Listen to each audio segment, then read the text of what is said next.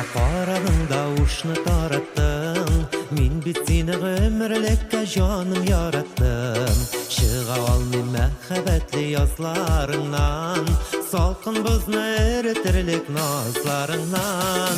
Gözlerinle ubimeli, qaraşınlan yıldızlarını izlemeli. Singine bit duylarımda, üller bulup şeşek attın kullarımda. Gözlerinle ubimeli, qaraşınlan yıldızlarını izlemeli. Singine bit duylarımda, güller bulup şeşek attın kullarımda. Gözlerinde senin şağılam, yumuşak mınaciller bulup sina bağılam. Seni bir güne gün görmezsem de, özlüp seni sağınam öpmezsem de.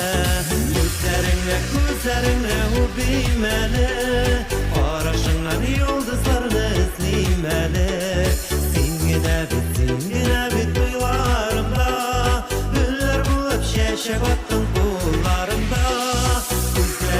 Gözlerinle ubimeli, qaraşınlan yıldızlarını izlemeli.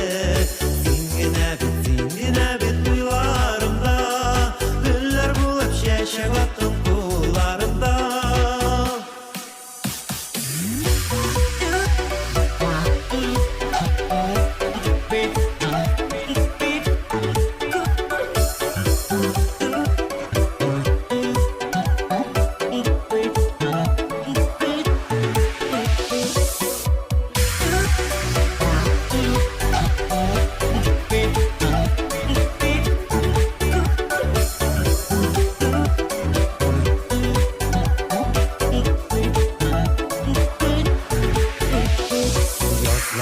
Şeşek atkan nazlı gülümsin, mucizalı aylı dünüm yoktu günümsin.